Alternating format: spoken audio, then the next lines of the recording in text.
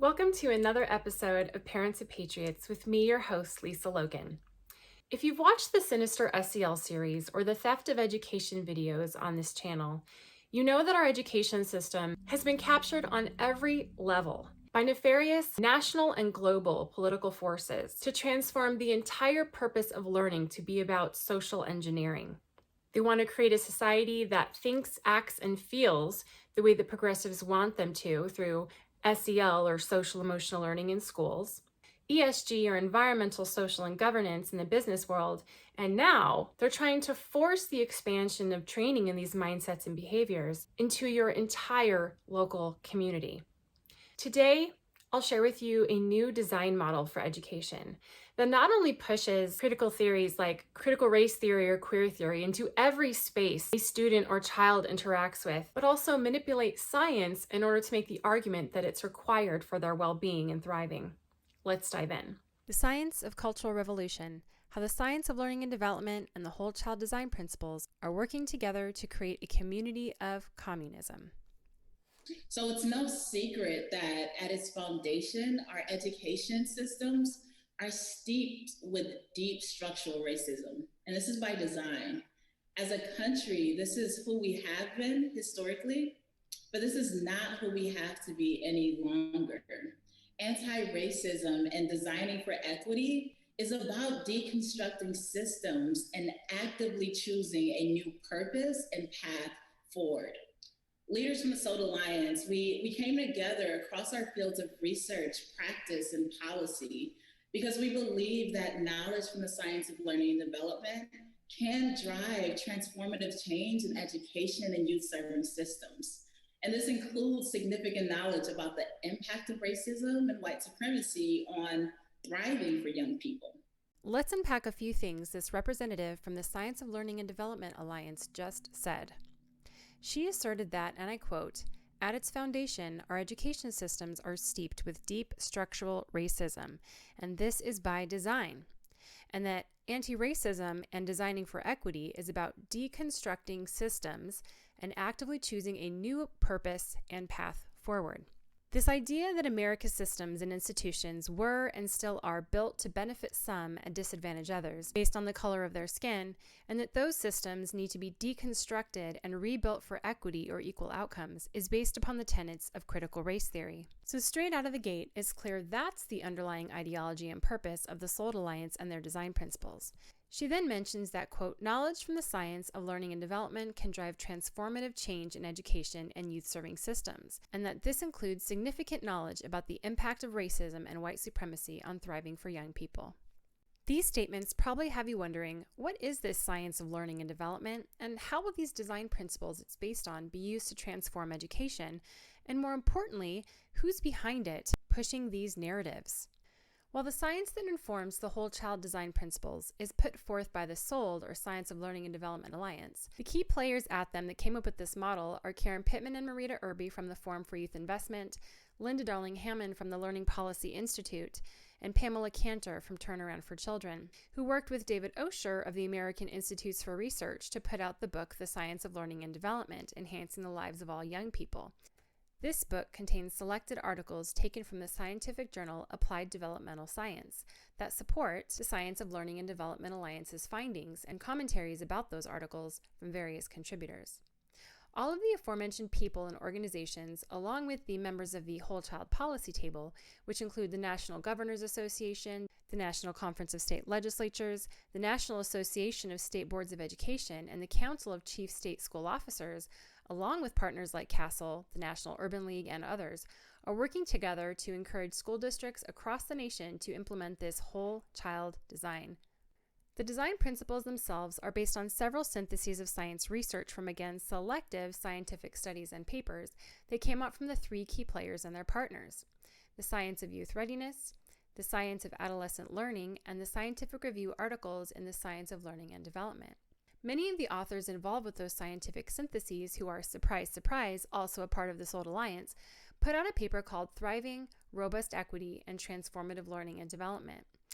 In it, they claim that the formula to create thriving youth, which they say goes beyond individual well-being to also include collective well-being and growth in grounding and agency, They need to have steady exposure to contexts and relationships filled with transformative learning and development and robust equity.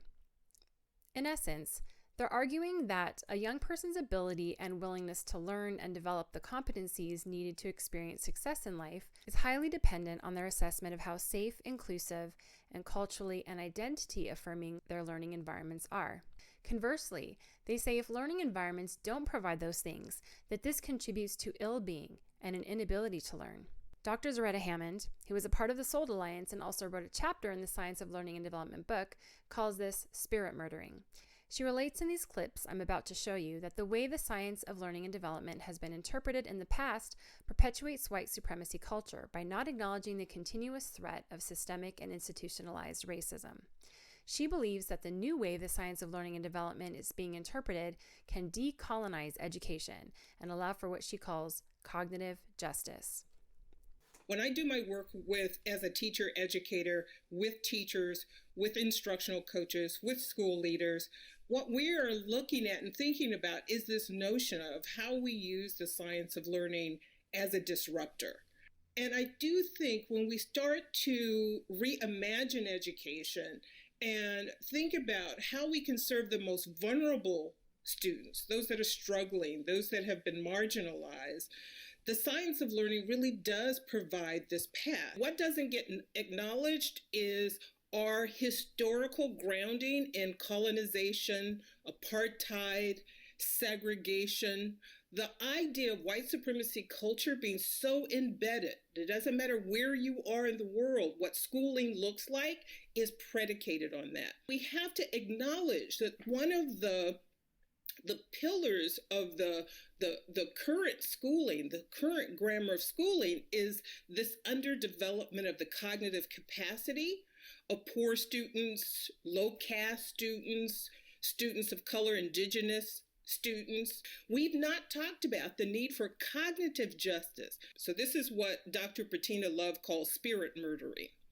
So even as we talk about social and emotional learning, what we don't talk about is the ways in which we perpetuate spirit killing, the ways in which we perpetuate underdevelopment, not of just the cognition, but undermining of that confidence as a learner. Our leaning into the science of learning has to lean into it in context.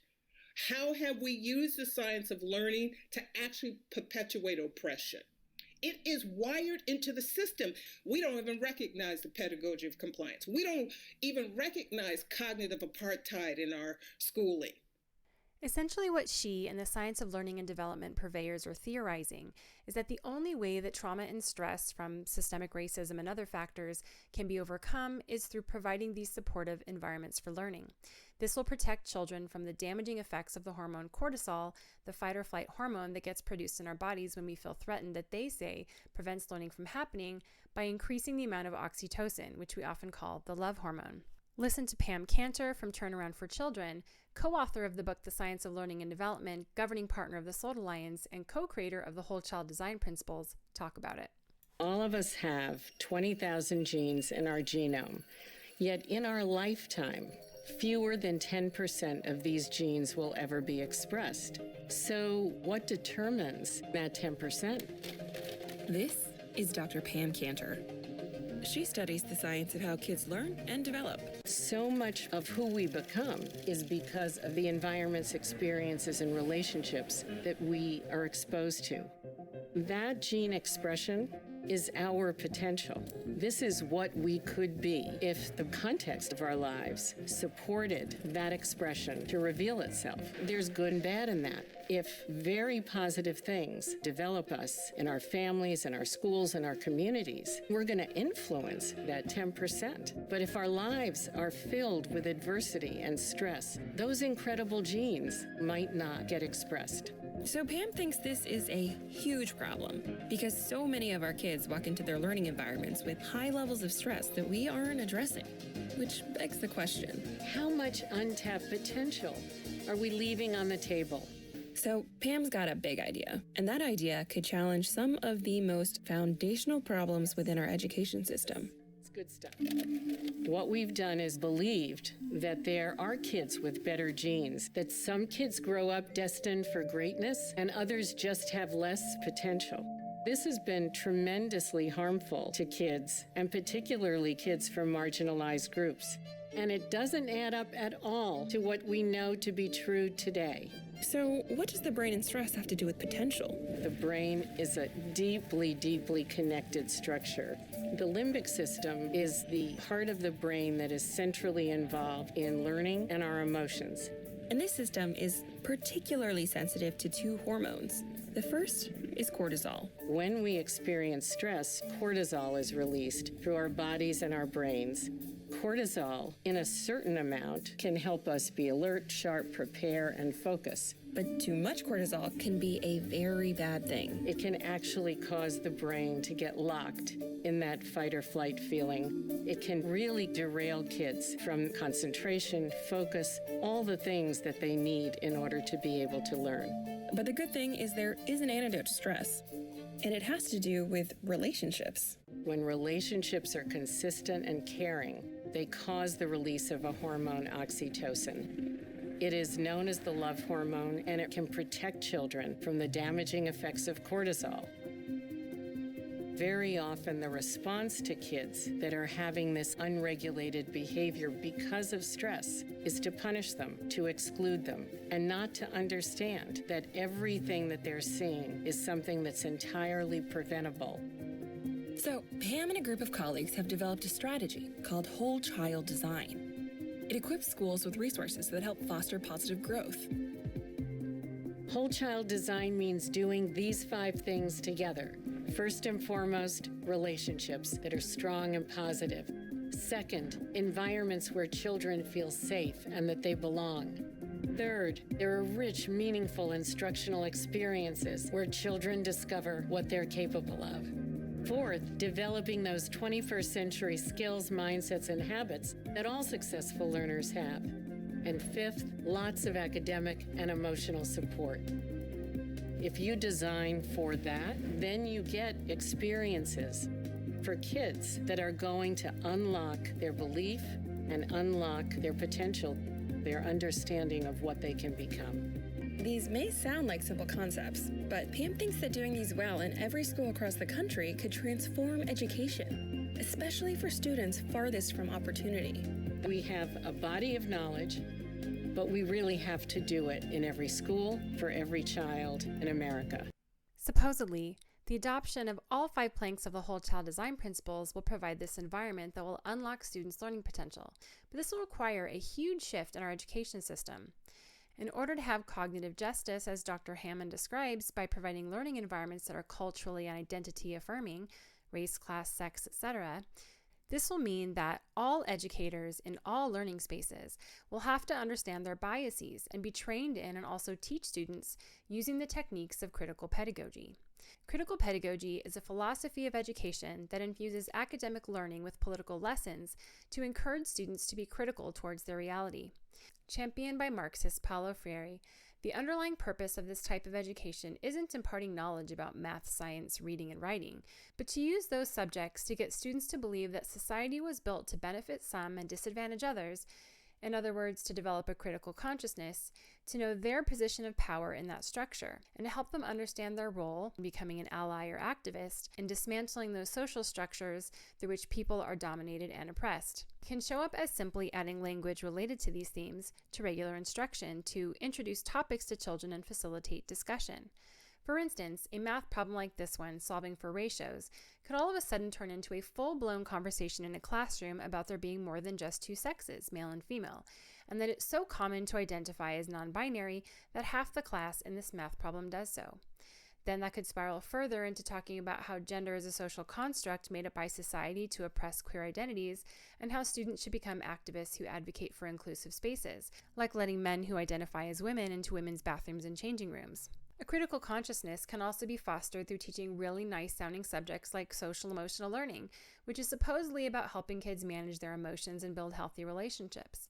With its shift in 2020 to become transformative social-emotional learning, the usual topics of empathy, perspective-taking, and identity are being intentionally manipulated by activist educators. It's being used to have conversations about race, class, and gender identity in the classroom that have nothing to do with enhancing those skills in their traditional sense, and everything to do with achieving the objectives of critical pedagogy. According to the Whole Child Design Principles, this is what's deemed having a rich learning experience, providing students subject matter that is holistic and allows them to develop the knowledge, skills, mindsets, and habits in all these listed domains. Yes, even spiritual.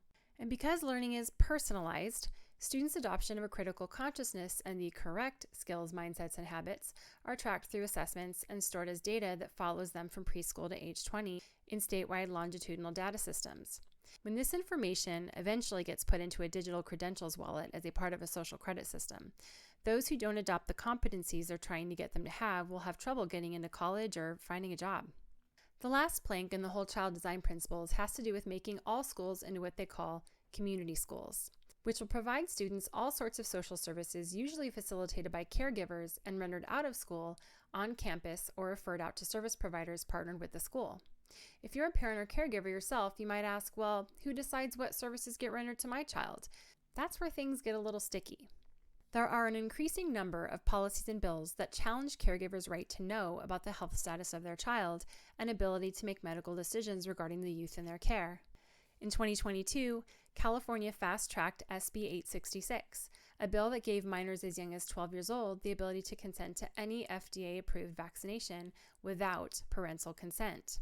This bill not only strips parents of the right to make important decisions regarding their child's health, but it also places minors in a potentially dangerous situation. If a minor were to have an immediate adverse reaction to a vaccine, the parent would not know. Minnesota in April passed a trans refuge bill that would strip custody from parents who don't want their child to have gender-affirming care to treat gender dysphoria, essentially putting those parents in the same category as those who abuse their children.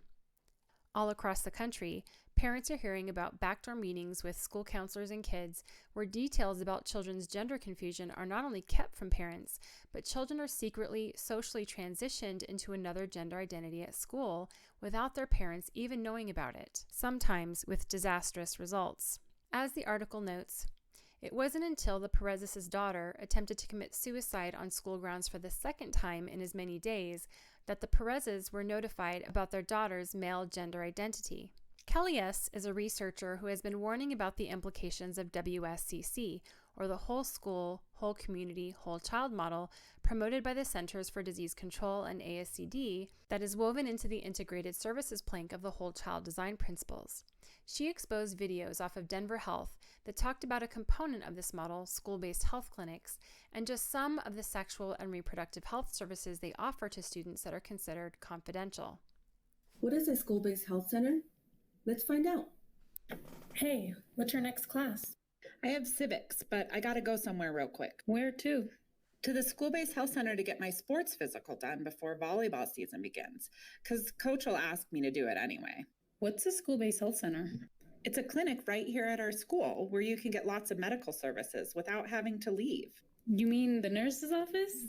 No, it's not the nurse's office. It's like a doctor's office, but here at school. It's run by Denver Health. Really? What services do they offer? So many different things, like confidential sexual health services, confidential mental health services, sports physicals, health education and counseling, general health, sick visits, vaccines, medicines like inhalers for asthma, things like that. And it's all free. Oh, wow. I really need to check it out. Thanks, girl. Catch you later. Let's look at a situation the school-based health centers can help with. Are you okay, girl? Yeah, my boyfriend's really mad at me right now. It sucks. Why is he mad at you? Because I told him I didn't want to do anything physical with him. He shouldn't get mad at that. He should respect your boundaries. If you don't want to, you don't want to. Well, it's not that I don't want to. It's one, I'm kind of nervous. And two, I definitely cannot risk getting pregnant. My parents will kill me. Well, have you tried getting on birth control or anything? Oh, heck no. I can't afford that. Plus, again, my parents would kill me. Well, you can always go to the clinic at the school. The health educator there is so nice. She really does a good job at listening and helping people decide if they're ready to get physical with a partner, and how to say yes or no to make sure that you're not being pressured. And plus, she'll talk you through all the birth control options so you can pick the best one for you. And she'll also show you how to use a condom the right way. You can usually start birth control that same day if you want, and it's all free. What clinic? And what's a health educator? Wait, no, never mind. I'm too scared. What if my parents find out I went? Or what if they find my birth control when they come into my room or something? There's a clinic at our school, and it's free for all students. It's called a school-based health center, and health educators are just people who to talk to about our relationships and sex and dating and stuff. And girl, the clinic follows a very strict confidentiality rule, which means what you talk about stays private between you and them, unless you're hurting yourself or if someone else is trying to hurt you.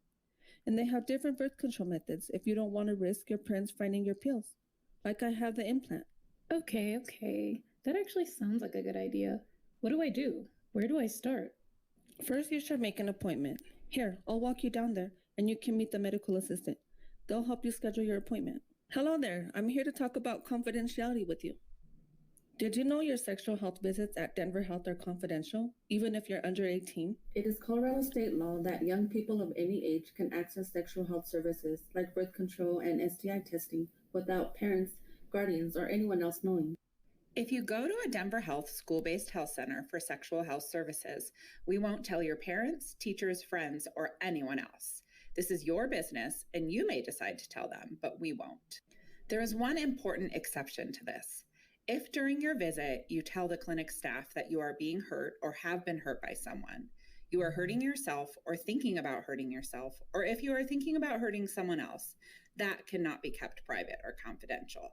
We have to keep you safe, and so we may need to talk with others about this so we can all work together to support you.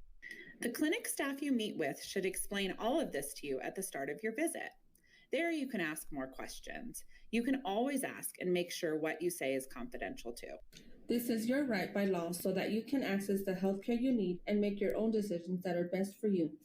Many parents like Kelly have expressed concern that if the schools expand their health services on campus and parental rights are stripped away, impressionable children will be able to go to school and not only see a mental health professional, but might even be able to get a prescription for puberty blockers or cross-sex hormones, birth control, or perhaps even more intrusive interventions without their knowledge. High school students in California can already be referred out to Planned Parenthood without parental consent or notification to provide services connected to the school's health services. Additionally, since as part of the whole child design, learning can happen anywhere, any and all service providers of all types will have to be trained in critical pedagogy too. It's a surefire way to get their Marxist-derived mindsets into the entire community. Museums, libraries, bus drivers, after-school and out-of-school time providers, faith organizations, you name it. All environments that children come into contact with and the adults in those spaces must be primed to be culturally and identity affirming. It's important to note that many of the people involved in the development of the whole child design principles were also key players in the Aspen Institute's National Commission on Social and Emotional and Academic Development, also known as the SEED Commission. Listen to them explain it. What the Science of Learning and Development Alliance, which wasn't called that at the time, it was a well-meaning group of researchers, did several years ago, was to bring together the disparate bodies of evidence about how we learn and develop, from anthropology to education and learning sciences, the same body of knowledge where social and emotional learning and other frameworks come from. And they brought it together along with the new neuroscience, which is what everyone's really excited about. And so what this great group of folks did, and AIR was included in that, not myself, but my colleague David Osher, was that they brought that body of knowledge together. But what we learned that was new in the science was that young people who have experienced trauma, toxic stress, and other challenges in their lives, and really all of us, not just young people, but that didn't need to be their pathway towards the future, that the brain really was resilient in a chemical way, and that through relationships and identity-safe contexts, that young people could develop and thrive despite that trauma and those experiences. That body of science, called the Science of Learning and Development, has now expanded from those well-meaning scientists to be a larger group of people who are much more purposefully trying to move this into policy and practice, and in exploring the measurement conundrum.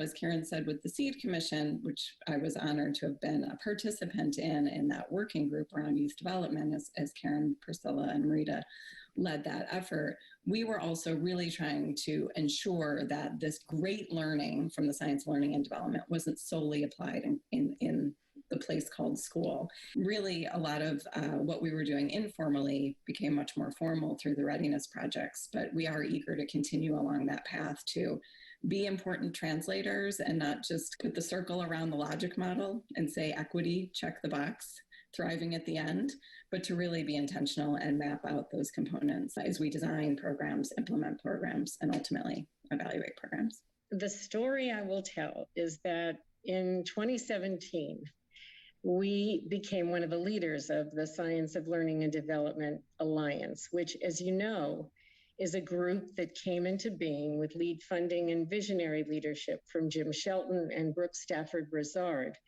at the Chan Zuckerberg Initiative.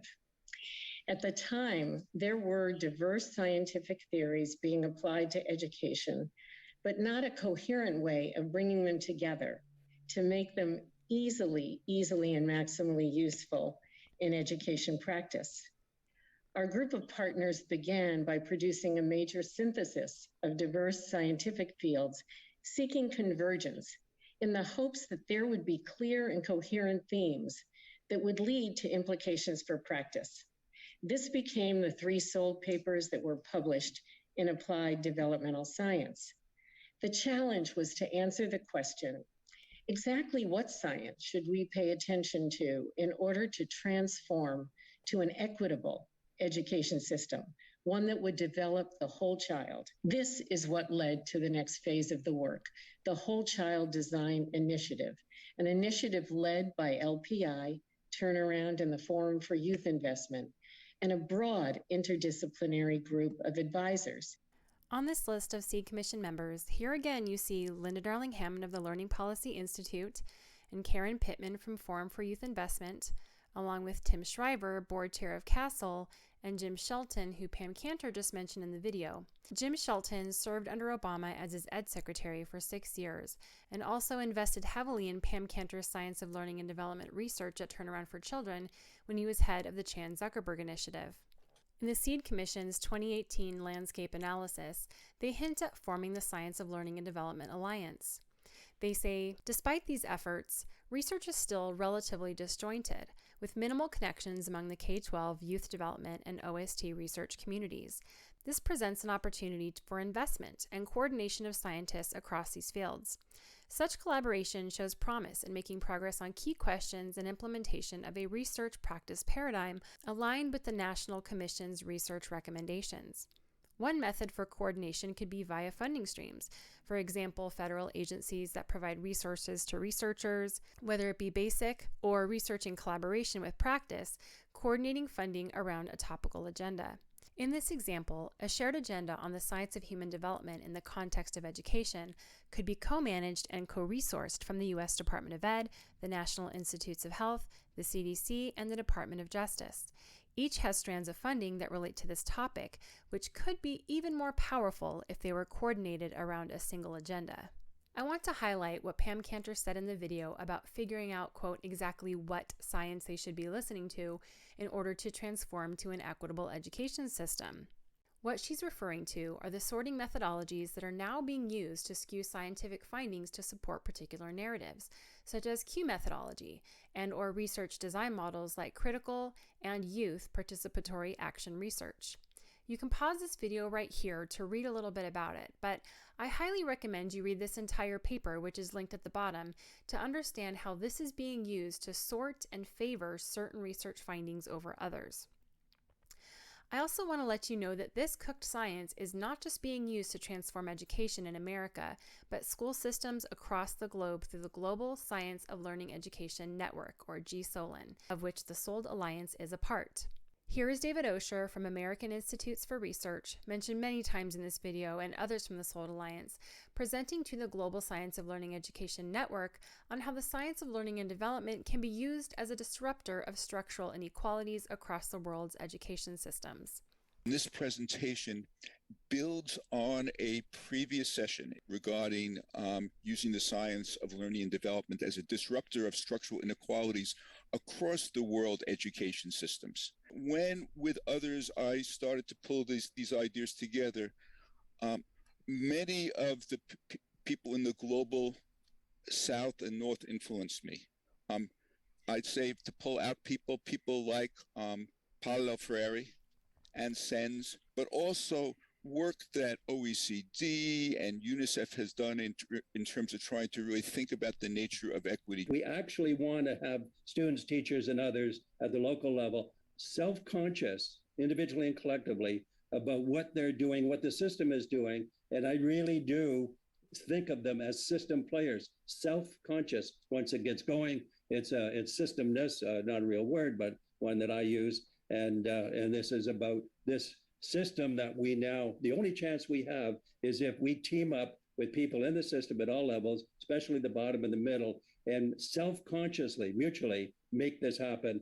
And the next 5 years, the next 12 years, absolutely crucial. The big question, and Michael is posing this question, the question of the how. What's the theory of changing? How do we create models, practices, systems that bring the ideas of the science of learning and development to life in a way that enhance the learning of students, that have a focus on robust equity, and by that I mean, cognitive justice, as Sarita is very beautifully articulating, that do so at scale in thousands of schools across entire educational systems, and do it with results, with clear results, and that sustain over time. Could the ground be ripe to insist that the science of learning and development is the thrust of what we mean by high quality education as a civic right? How can we ensure that SOLD is integral to the definition of high quality?